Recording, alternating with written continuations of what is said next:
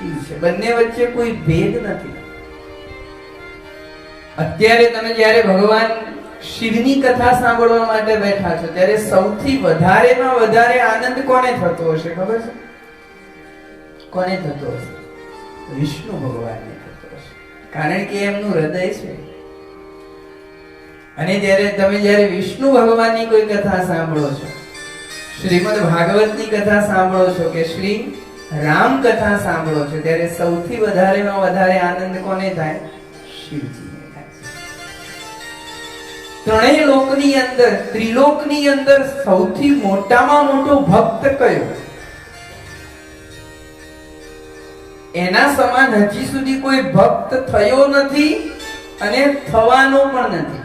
એવો ભક્ત કયો ખબર છે તમને કોઈ?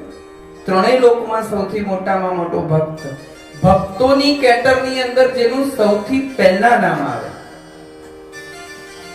હનુમાનજી. બીજા કોઈને? જો આપણે સંવાદ કરવાનો છે, આ કથા છે ને સંવાદની કથા છે, એટલે તમને આમ જવાબ આવડતો હોય તો બોલવાનું આગળ ઊંચી કરીને. રાવણ. સરસ. બીજા કોઈએ કઈ કહેવું છે?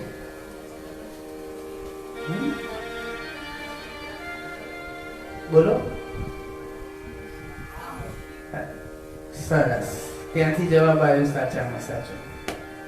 સૌથી મોટામાં મોટો ભક્ત કોઈ ત્રિલોકની અંદર થયો હોય તો તે શિવજી છે. શિવ સમાન કોઈ ભક્ત હજી સુધી થયો નથી ને થવાનો નથી. હનુમાનજી બોલ્યા, પણ હનુમાનજી મૂળ રૂપ કોનું? શિવ. શિવ સૌથી મોટામાં મોટા ભક્ત છે. એનું પ્રમાણ છે, હું અંબક વાત નથી કરતો, એનું પ્રમાણ તમે શ્રીમદ ભાગવત ખોલો અને શ્રીમદ ભાગવતના 12મા સ્કંદની અંદર એનું પ્રમાણ આપ્યું છે. નિમ્નગાનામ યથા ગંગા દેવાનામ અચ્યુતો યથા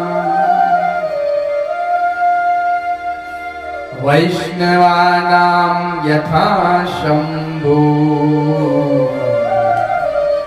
પુરાણાનામ ઇદમ મહત.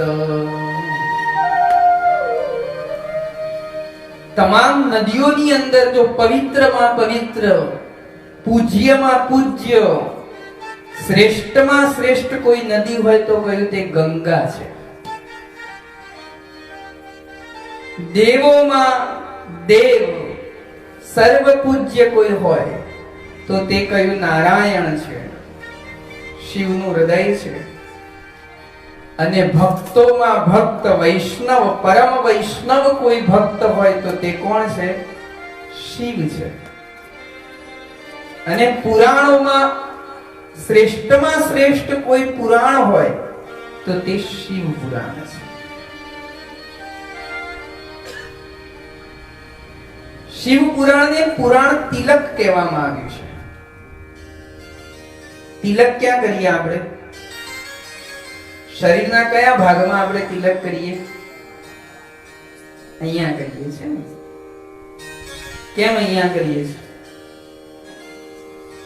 અહીંયા નથી કરતા, અહીંયા નથી કરતા, અહીંયા નથી કરતા, અહીંયા જ કેમ કરીએ છીએ? કારણ આપણા શરીરની અંદર 6 ચક્રો આવેલા છે. એમાં સૌથી નીચેનો ભાગ જે ખરો, ગુદા અને જનનેન્દ્રિયની વચ્ચેનો જે ભાગ છે ને, ત્યાં આગળ મૂલાધાર ચક્ર છે. પછી નાભી અને જનનેન્દ્રિયના વચ્ચે જે પેઢાનો ભાગ કહીએ છીએ ત્યાં સ્વાધિષ્ઠાન ચક્ર છે. નાભી થી સહેજ ઉપર મણિપુર ચક્ર છે. હૃદયની અંદર અનાહત ચક્ર છે. ગળાની અંદર વિશુદ્ધ જ્ઞાન ચક્ર છે. અને બંને આંખોની વચ્ચે, આઈબ્રોનો વચ્ચેનો ભાગ જ્યાં તમે ચાંદલો કરો છો ત્યાં આજ્ઞા ચક્ર આવેલું છે, જેને થર્ડ આઈ કહેવામાં આવે છે, શિવજીની ત્રીજી આંખ. આને શું કહેવામાં આવે છે? આજ્ઞા ચક્ર છે અને જ્ઞાન ચક્ષુ છે. માણસ પૂજ્ય શાનાથી? આ સંસારમાં જેની પાસે સંપત્તિ સૌથી વધારે છે એની પૂજા થાય છે કે જ્ઞાન સૌથી વધારે છે એની પૂજા થાય છે? જ્ઞાનીની પૂજા થાય છે. વંદન જ્ઞાનીના ચરણમાં થાય છે. ફૂલોના હાર જ્ઞાનીને પહેરાવવામાં આવે છે. સંપત્તિવાનની પૂજા નથી થતી. એનું સન્માન થાય પણ પૂજ્ય કોણ છે? જ્ઞાની છે. જ્યારે તમે પૂજા કરવા માટે બેસો ત્યારે બ્રાહ્મણનો દીકરો તમારા મસ્તકમાં ચાંદલો કરે. પહેલી પૂજા બ્રાહ્મણ તમારી કરે. આપણને પ્રશ્ન થાય કે બાપજી અમારા કરતા તો પૂજ્ય તમે છો, ચાંદલો અમારે તમને કરવો પડે,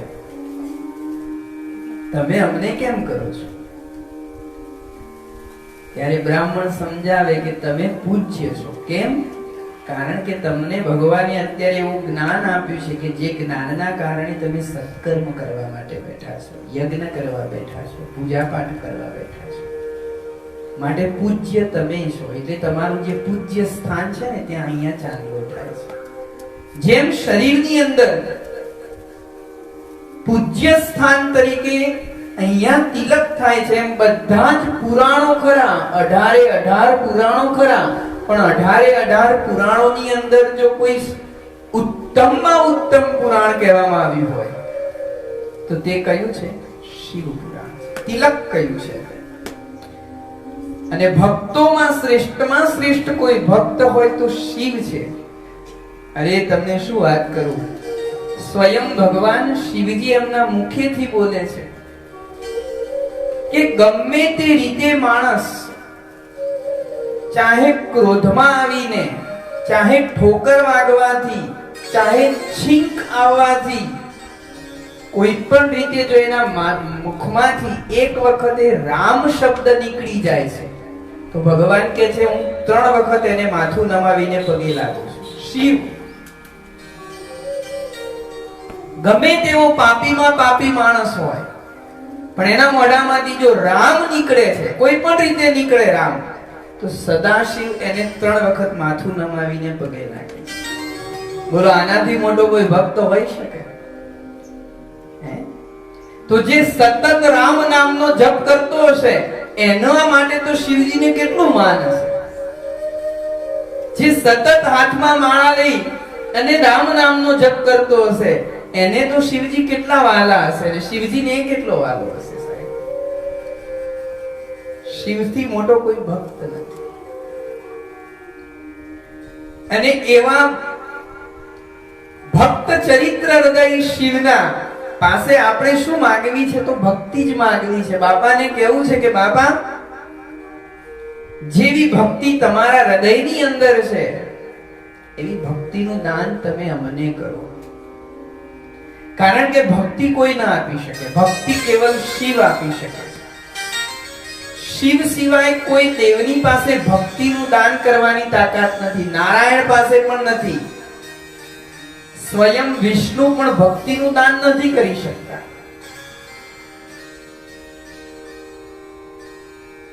સ્વયં નારાયણ પોતાના મુખેથી બોલ્યા છે કે જો જીવને ભક્તિ જોઈતી હશે તો જીવનમાં ભક્તિ જોઈતી હોય તો એને શિવના શરણમાં જવું પડશે. શિવ સિવાય કોઈ ભક્તિનું દાન નહીં કરી શકે. એવા ભોળાની પૂજા કરેલી છે. શા માટે? ભક્તિ જોઈએ છે. અને ભક્તિ આવી એટલે ભગવાન તો પાછળ દોડતો આવવાનો છે. ભક્તિના પાછળ ભગવાન આવે છે. કારણ કે ભગવાને સ્પષ્ટ પોતાના મુખે કહ્યું છે કે અહમ ભક્ત પરાધીના યસ સ્વતંત્ર ઇવ દ્વિજઃ સાધુભીર ગ્રસ્ત હૃદયો ભક્તૈર ભક્ત જનપ્રિય. ભગવાન કહે છે કે હું મારા ભક્તોની ભક્તિને આધીન છું. જ્યાં આગળ મારો ભક્ત જાય એના પગલે પગલે ભગવાન કહે છે હું જવા વાળો છું. ભક્તનું સ્થાન શ્રેષ્ઠ બતાવ્યું છે. અને ભક્તિ આવી એટલે સમજો કે ભક્તિ આવે એટલે ભક્તિ પછી બે દીકરાને જન્મ આપે છે. ભક્તિ મહારાણીના બે દીકરાઓ છે.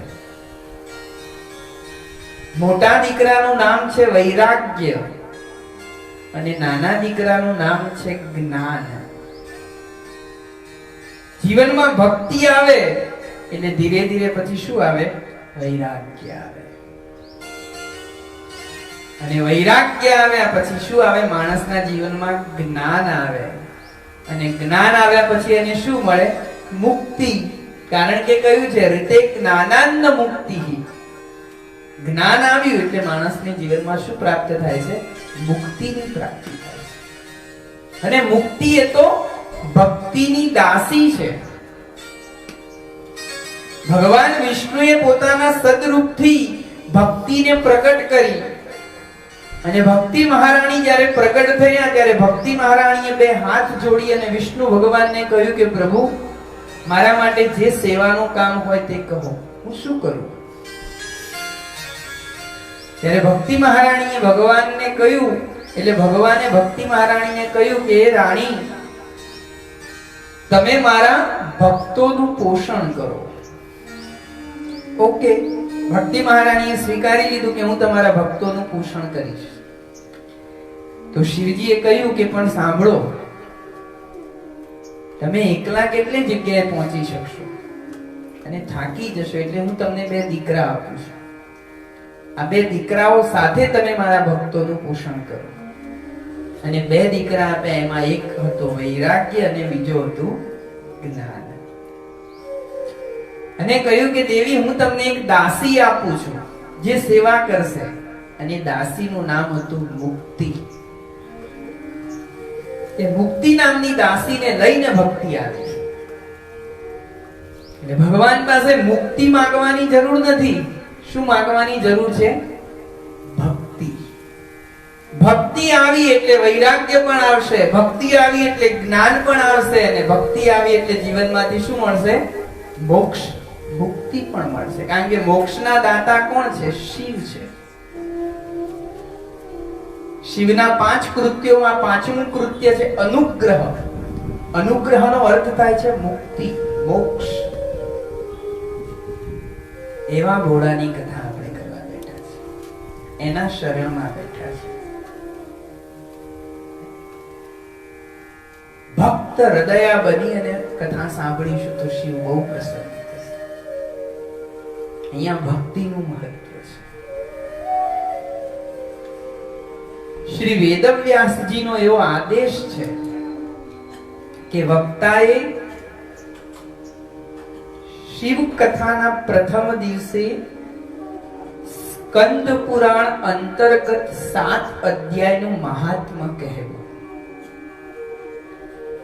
શિવ પુરાણનું મહાત્મ્ય શિવ પુરાણની અંદર નથી લખેલું, પાછું એ સ્કંદ પુરાણમાં લખેલું છે.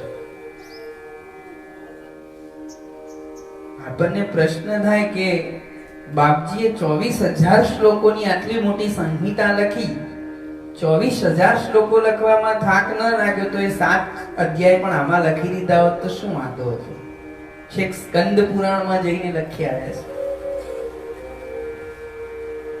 એનું કારણ આપણને સંતો સમજાવે છે. શા માટે શિવ પુરાણનું મહાત્મ્ય સ્કંદ પુરાણમાં લખ્યું છે? તો કયું? બડા બડાઈ ના કરે, બડા ન બોલે બોલ,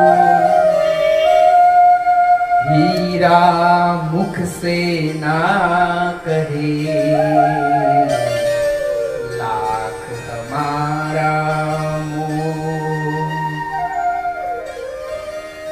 કોઈ દિવસ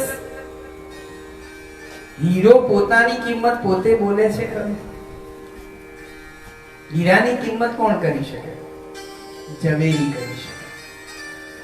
બાકી હીરો પોતે પોતાના મુખે ન બોલે કે ભાઈ મારા 1.5 લાખ રૂપિયા તો થાય હો, એ ન બોલે.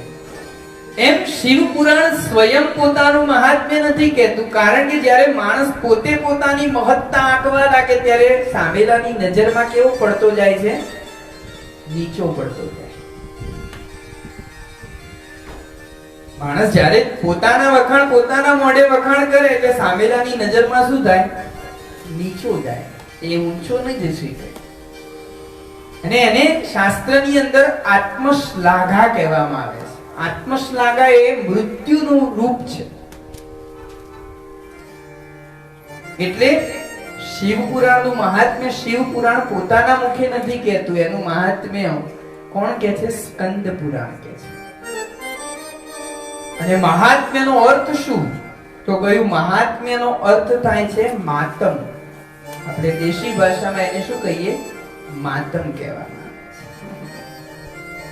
જ્યાં સુધી કોઈ વસ્તુનું મહત્વ આપણે નથી સમજતા, કે જ્યાં સુધી કોઈ વસ્તુનું મહત્વ આપણે નથી જાણતા, ત્યાં સુધી આપણું મન એના માટે રિસેપ્ટિવ બનતું નથી. આપણું મન રિસેપ્ટિવ ન બને. એટલે એના માટે મહત્વને સમજવું એ અત્યંત જરૂરી છે. કોઈ પણ વસ્તુ હોય, વ્યક્તિ હોય કે વખત હોય, એનું મહત્વ સમજવું અત્યંત જરૂરી છે. નહીતર જ્યાં સુધી તમે મહત્વને નથી જાણતા ત્યાં સુધી એના તરફ જોવાનો આપણો દ્રષ્ટિકોણ કેવો છે? સામાન્ય છે. એના માટેનો જે વિચાર, જે અભિગમ આપણા અંદર હોય છે તે સામાન્ય હોય છે. પણ કોઈ સંત પાસેથી, કોઈ બુદ્ધ પુરુષ પાસેથી જ્યારે એ વસ્તુનું મહત્વ સાંભળીએ છીએ, સમજીએ છીએ, અને એ પછી એના તરફ જોવાનો દ્રષ્ટિકોણ શું થતો હોય છે? બદલાઈ જાય છે. એના માટે વિચારવાનો જે અભિગમ હોય છે આપણો, તે શું થાય છે? તરત જ બદલાઈ જાય છે. અને એનું પ્રત્યક્ષ ઉદાહરણ તમે જુઓ તો મહાભારત. મહાભારતની અંદર જ્યાં સુધી અર્જુનને ભગવાન કૃષ્ણએ વિશ્વરૂપ દર્શન નહોતું કરાવ્યું, ત્યાં સુધી અર્જુન કૃષ્ણને શું માનતો હતો? કૃષ્ણ એટલે અર્જુન માટે કોણ? તો કયું? મારા પ્રિય મિત્ર છે, મારા વેલ વિશર છે. અર્જુન કૃષ્ણને એવું માનતો હતો કે આ મારા સખા છે, મારા મિત્ર છે, મારા મામાના દીકરા છે, એક ગ્રેટ પર્સનાલિટી ધરાવતું, ઊંચું કેરેક્ટર ધરાવતો વ્યક્તિ છે. અર્જુન કૃષ્ણને આ દ્રષ્ટિથી જોતા હતા. અને તમે જુઓ કુરુક્ષેત્રના મેદાનની અંદર એક તરફ 11 અક્ષૌહિણી કૌરવ સેના છે, એક તરફ 7 અક્ષૌહિણી પાંડવ સેના છે. અને એ સમયે અર્જુન કૃષ્ણને શું કહે છે? ગર્વથી, અભિમાનથી ભરેલું વાક્ય બોલે છે. શું? સેનયોર ઉભયોર મધ્યે રથમ સ્થાપયમેચ્યુત. હે કૃષ્ણ, આ બંને સેનાઓની વચ્ચે મારા રથને લઈ જાઓ. જે રીતે એક શેઠ પોતાના ડ્રાઈવરને ઓર્ડર કરે ને, ડ્રાઈવર ગાડી કાઢ, એવી રીતે અર્જુને ભગવાન કૃષ્ણને ઓર્ડર કર્યો છે. સેનયોર ઉભયોર મધ્યે રથમ સ્થાપયમેચ્યુત. હે અચ્યુત, હે કૃષ્ણ, બંને સેનાઓની વચ્ચે મારો રથ લઈ જઈને ઉભો રાખ. આવો ઓર્ડર. છતાંય ભગવાન કેટલા આમ સહજતાથી અર્જુનને કહે છે, હા અર્જુન, લઈ લો. તુરંત જ બંને સેનાઓની વચ્ચે રથ લઈ જઈને ઉભો રાખ્યો છે. અને કોની સામે રથ લઈ જઈને ઉભો રાખ્યો? ભીષ્મ પિતામહની સામે, દ્રોણની સામે, કૃપાચાર્યની સામે. જોઈ લે. અને જ્યારે પોતાના સગા વહાલાને જોયા અને પછી શું થયું, અર્જુનને શરીરમાંથી પરસેવો છૂટવા લાગ્યો, બીપી ઓછું થઈ ગયું, બીપી ઘટવા લાગ્યું, શસ્ત્ર હાથમાંથી પડી ગયા, રથમાંથી નીચે ઉતરી ગયો, લમણે હાથ દઈ દીધો અને કૃષ્ણને કે સિદંતી મમ ગાત્રાણી મુખમ ચ પરિશુષ્યતિ, હે કૃષ્ણ મારું શરીર શિથિલ પડી જતું હોય એવું લાગે છે, મારું મોઢું સુકાઈ જાય છે, મને ચક્કર આવે છે, હું યુદ્ધ નહીં કરું. આ અર્જુનના શબ્દો, હું યુદ્ધ નહીં કરું. અને એવા હતાશ, નિરાશ, થાકેલા અર્જુનને ઉભો કરવા માટે પછી ભગવાન કૃષ્ણ શું કહે છે, શ્રીમદ ભગવત ગીતાનું જ્ઞાન આપે છે. યુદ્ધ ભૂમિની અંદર, યુદ્ધના મેદાનની અંદર એક ગીત કૃષ્ણના મુખમાંથી વહેવા લાગ્યું અને હારેલો, થાકેલો, નિરાશામાં ઘેરાઈ ગયેલો, વિષાદથી ગ્રસ્ત અર્જુનને ઉભો કરવા માટે કૃષ્ણ પ્રયાસ કરે છે.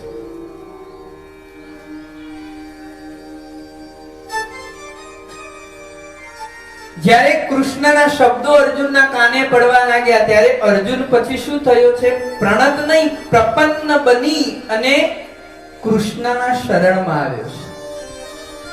જેમ લાકડી પડી જાય એમ પ્રપન્ન થઈ ગયો કૃષ્ણના શરણમાં અને કહ્યું તમે મારું માર્ગદર્શન કરો. ધર્મ શું છે, અધર્મ શું છે હું સમજી શકતો નથી. અને એ સમયે ભગવાન કૃષ્ણ અર્જુનને કહે છે કે અર્જુન તારે આમાંથી કોઈને મારવાના નથી. તું એવું ન સમજ કે હું આ લોકોને મારવાનો છું, આ લોકો તો મરી જ ગયા છે.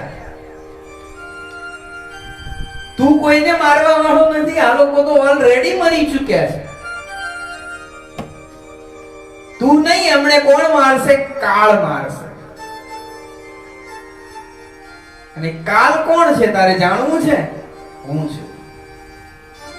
કાલોસ્મિ લોકે, કાલ હું છું અર્જુન, તું શું આમને મારવાનો, જોવું છે તારે. અને ભગવાન વિશ્વરૂપ નું દર્શન કરાવવા માટે તૈયાર થયા. અર્જુનને કીધું કૃષ્ણએ કે અર્જુન તારી આ જે ચર્મચક્ષુ છે ને એનાથી તું મને નહીં જોઈ શકે, એના માટે દ્રષ્ટિ જોઈશે અને એ દ્રષ્ટિ તને હું આપીશ. તારી આંખ હું ઉગાડીશ. આ કૃષ્ણના શબ્દો છે, બરોબર ધ્યાન આપજો. એક છે આંખ આવવી, આંખ આવે ને તો પણ બહુ તકલીફ થાય. તમને ખબર હશે નાના બાળકોને આંખ આવે એટલે શું થાય, આખી આંખ લાલ લાલ થઈ જાય, પછી એમાંથી પાણી નીકળે, બળતરા પડે, રહી ના શકે માણસ. આંખ આવે તો પણ તકલીફ. બીજું છે આંખ જવી, આંખ જાય તો પણ તકલીફ. 42 થી 42 ચાલુ થાય અને પછી ધીરે ધીરે મોતીઓ આવે, એક આંખમાં ઉતરાવો, પછી બીજા આંખમાં ઉતરાવો. એ શું થયું, હવે આંખ જવાની ધીરે ધીરે શરૂઆત. બા દેખાય છે તો બા કે ભાઈ નજીક આય, હવે દૂરનું બહુ દેખાતું નથી. આંખ જાય તો પણ તકલીફ સાહેબ, બરોબર ધ્યાન આપો. આંખ આવે તો પણ તકલીફ, આંખ જાય તો પણ તકલીફ, આંખમાં કઈ આવે તો પણ તકલીફ.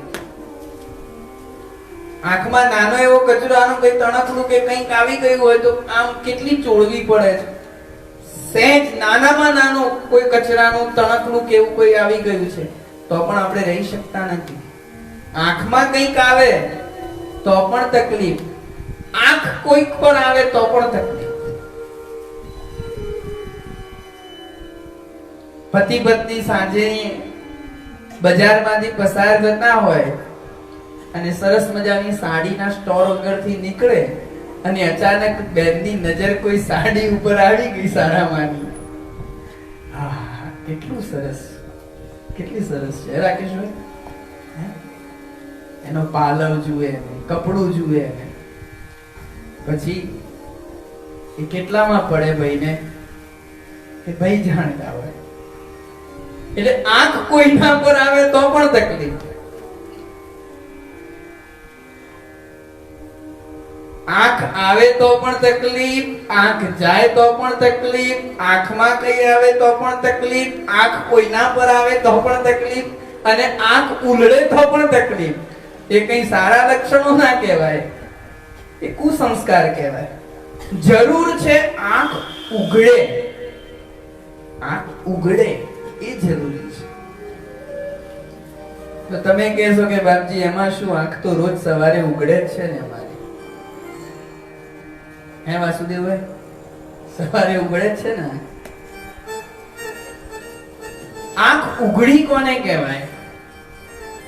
તુલસીદાસજી રામચરિતમાનસની અંદર આંખ ઉઘડી કોને કહેવાય તો કહ્યું છે, જાનીએ તબ ही जीव जब जागा, जानिए तब ही जीव जब जागा, जब सब विषय विलास विरागा, जब सब विषय विलास विरागा.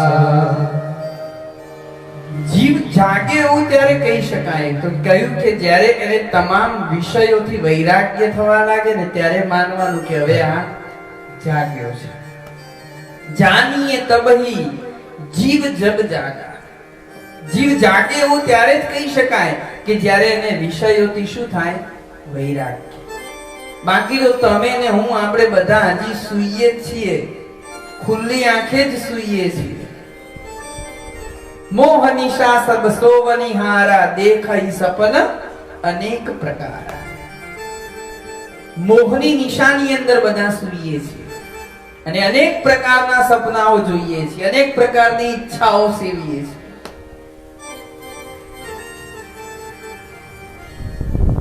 સાચા અર્થમાં આંખ ઉઘડવી જોઈએ. આંખનું કામ છે જોવાનું અને દ્રષ્ટિનું કામ છે દર્શન કરવાનું. આ બંનેમાં ફરક છે. જુઓ, આંખ જોવાનું કામ કરે છે અને દર્શન કોણ કરે છે? દ્રષ્ટિ કરે છે. અને વ્યવહારમાં તમે આ બંને શબ્દો બોલો પણ છો. પોતાના છોકરા માટે છોકરી જોવા જવાનું હોય તો તમે શું બોલો છો? કોઈ પૂછે કે ક્યાં જઈને આવ્યા તો કહીએ ને કે અમારા નાના માટે એક વાત આવી હતી તો જરા છોકરી જોવા ગયા હતા. એવું જ બોલો છો ને. કોઈ બીમાર પડ્યું હોય દવાખાનામાં તો આપણે શું કહીએ છીએ કે અમારા માસી જરા બીમાર પડ્યા છે, જરા એમને જોતા આવીએ. ત્યાં પણ શું બોલીએ છીએ? જોતા આવીએ અથવા ખબર કાઢતા.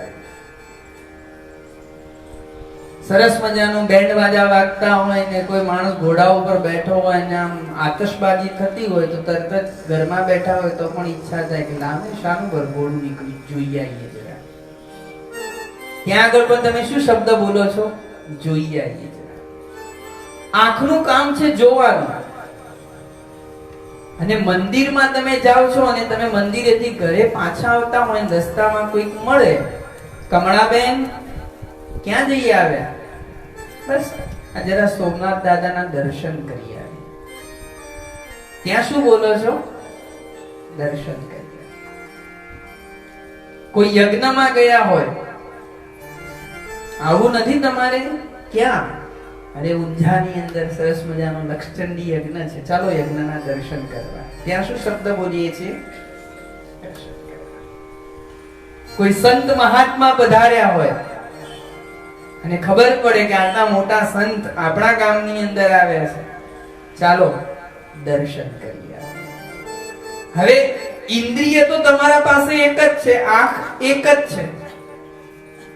ઇન્દ્રિય તો એક જ છે, આંખ, છતાં તમે શબ્દો જુદા જુદા વાપરો છો.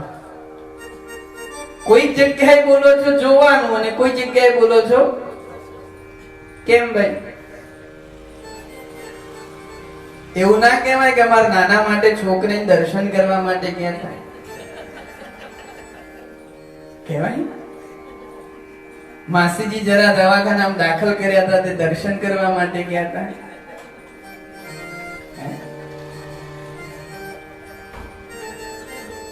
અથવા મંદિરમાં જઈને આવીએ, કોઈ પૂછે ક્યાં ગયા, બસ આ ઘરે બેઠી હતી, એમ થઈ લાય તાર સોમનાથ દાદાને જોતી આવું, સોમનાથ દાદાને જોવા. કેમ એવું નથી બોલતા? ના બાપજી એવું ન બોલાય. પણ કેમ ન બોલાય? શબ્દો કેમ બદલાઈ જાય છે? હું તમને કહું એનું કારણ. જુઓ, આંખનું કામ છે જોવાનું, જ્યારે દ્રષ્ટિનું કામ છે દર્શન કરવાનું. દ્રષ્ટિ દર્શન કરે છે, આંખ કેવલ જુએ જ છે. અને આંખ શું જુએ છે? આંખ રૂપને જુએ છે. આંખ હંમેશા રૂપ જુએ અને દ્રષ્ટિ હંમેશા સ્વરૂપ જુએ છે. રૂપ અને સ્વરૂપમાં બહુ ફરક છે સાહેબ. રૂપ એ માણસનો બાહ્ય દેખાવ છે. 5 તત્વોનું બનેલું એક પૂતળું તમારા આગળ ઊભું છે અને સુંદર લાગે છે. આંખ એ સુંદરતાને જુએ છે, એ રૂપને જુએ છે, સ્વરૂપને નથી જોતો. સ્વરૂપ તો દ્રષ્ટિ મળ્યા પછી જ જોઈ શકાય, બાકી ન જોવાય. અને રૂપને જોવાથી હંમેશા રાગ થાય, જ્યારે સ્વરૂપને જોવાથી હંમેશા શું થાય? અનુરાગ થાય. અને જ્યાં રાગ થશે ત્યાં દ્વેષ થવાનો જ, અને જ્યાં અનુરાગ હશે ને ત્યાં શું થશે? પ્રેમ થશે. આ ફરક છે, આટલો ડિફરન્સ છે. અને એટલે જ દ્રષ્ટિ કોઈક આપણને આપે છે ત્યારે આપણે એના સ્વરૂપને જોઈ શકીએ છીએ. કોઈ પણ વ્યક્તિ, કોઈ પણ વસ્તુ, કોઈ પણ પદાર્થ, જ્યારે એનું મહત્વ કોઈની પાસેથી આપણે સમજીએ છીએ પછી જ આપણને એના માટે શું જાગે છે? પ્રેમ જાગે છે, માન જાગે છે, આદર જાગે છે, શ્રદ્ધા જાગે છે. સીધે સીધી શ્રદ્ધા નથી જાગતી. અને જ્યાં આગળ આપણને શ્રદ્ધા જાગે છે, જ્યાં આગળ આપણને આદર જાગે છે, ત્યાં આગળ તમે દર્શન શબ્દનો પ્રયોગ કરો છો. જેના માટે તમને શ્રદ્ધા હશે, જેના માટે તમને આદર હશે, એ બધા જ વ્યક્તિઓ પાછળ કે બધા જ પદાર્થો પાછળ કે બધી વસ્તુઓ પાછળ તમે દર્શન શબ્દ પ્રયોગ કરશો. સંતો પ્રત્યે, ભગવાન પ્રત્યે, ગ્રંથ પ્રત્યે, બ્રાહ્મણ પ્રત્યે, માતા પિતા પ્રત્યે, વડીલો પ્રત્યે, પિતૃઓ પ્રત્યે, ગંગા યમુના નદીઓ પ્રત્યે, પર્વતો પ્રત્યે, ત્યાં દર્શન શબ્દ છે. એટલે મહત્વને સમજીશું તો જ શું જાગશે? આદર જાગશે, શ્રદ્ધા જાગશે. અને એ દ્રષ્ટિ મળ્યા પછી, અને એ જુઓ, આપણે કેમ એવું બોલીએ છીએ કે મંદિરે દર્શન કરવા જવું છે? તમને કોને દ્રષ્ટિ આપી? તમારા મા બાપે. બાળક નાનું હોય ને એટલેથી એના બા કે દાદા કે મધર ફાધર, મમ્મી પપ્પા એને આંગળી પકડીને ભગવાનના મંદિરે લઈ જાય. અને ગણપતિ દાદાની મૂર્તિ આગળ ઊભું રહ્યું હોય ત્યારે મમ્મી પપ્પા અથવા બા દાદા એ બાળકને સમજાવે કે બેટા જય જય કરો, જય જય કરો, ચલો બે હાથ ભેગા કરીને જય જય કરો. એટલે તો બાળક જય જય કરી દે. પછી થોડું મોટું થાય ને એટલે પ્રશ્ન પૂછે કે બા, આમનું મોઢું કેમ હાથીનું છે? આમનું પેટ કેમ આટલું મોટું મોટું છે? બીજા ભગવાન તો કેટલા સ્માર્ટ દેખાય છે, આ આવા કેમ દેખાય છે? પછી બા એને ગણપતિની કથા કહે. અને કથા સાંભળે એટલે એને શું મળી? દ્રષ્ટિ મળી. દ્રષ્ટિ મળી એટલે દર્શન થયું. એમ માતા પિતા તરફથી દ્રષ્ટિ મળે. થોડા મોટા થઈએ, સ્કૂલમાં ભણવા જઈએ એટલે શિક્ષક તરફથી દ્રષ્ટિ મળે. હજુ થોડા મોટા થઈએ કોઈ ગ્રંથ વાંચીએ એટલે દ્રષ્ટિ મળે, એનાથી થોડાક મોટા થઈએ, કોઈ સત્સંગમાં જઈને બેસીએ, કોઈ સંતને સાંભળીએ, કોઈ કથાને સાંભળીએ તો દ્રષ્ટિ પ્રાપ્ત થાય છે. અને જ્યારે દ્રષ્ટિ મળે છે ત્યારે શું કરતા થઈ જઈએ છીએ? દર્શન કરતા જઈએ છીએ. જોતા નથી, દર્શન કરીએ છીએ. એટલે ભગવાન કૃષ્ણે અર્જુનને સ્પષ્ટ કહ્યું કે અર્જુન, તું તારી આ આંખથી મને નહીં જોઈ શકે, એના માટે મારે તને દ્રષ્ટિ આપવી પડશે, અને હું તને દ્રષ્ટિ પ્રદાન કરું છું. નમામ શક્યસે દ્રષ્ટુમ અનેનૈવ સ્વચક્ષુષા દિવ્યમ દદામિ તે ચક્ષુ પશ્ય મે યોગમૈશ્વરમ. અર્જુન, હું તને દિવ્ય દ્રષ્ટિ આપું છું. અને ભગવાને અર્જુનને દિવ્ય દ્રષ્ટિ આપી, અને અર્જુને જ્યાં ભગવાનના વિશ્વરૂપને જોયું, અને વિશ્વરૂપને જોયા પછી અર્જુનના શબ્દો સાંભળો. પછી અર્જુન કૃષ્ણના પગમાં પડીને શું બોલ્યો છે? તો અર્જુન બોલે છે, સખેતિ મત્વા પ્રસભમ યદુક્તમ હે કૃષ્ણ હેયાદવ હે સખેતિ અજાનતા મહિમાનમ તવેદમ મયા પ્રમાદાત પ્રણયેન વાપી. હે કૃષ્ણ, હું આપના મહિમાને સમજી ન શક્યો, મને માફ કરજો.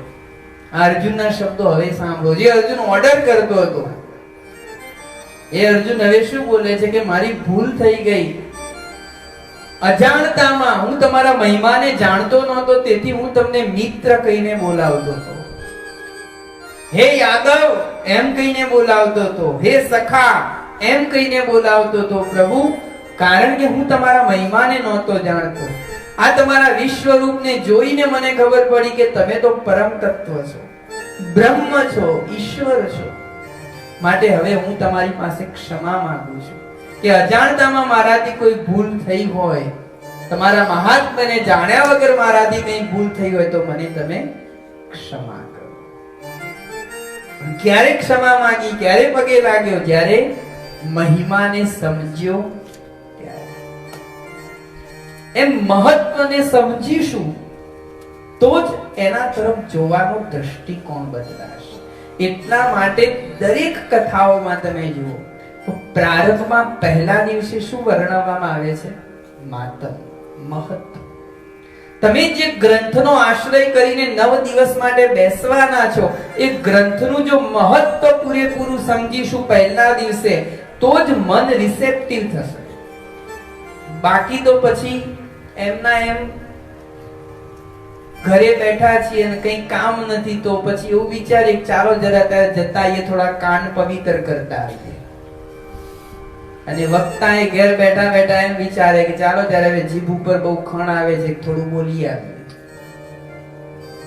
સાંભળવા વાળા કાન પવિત્ર કરવા માટે આવીને બેઠે અને બોલવા વાળો જીભની ખણ મટાડવા માટે બોલે, એનું શું ભલીવાર આવે?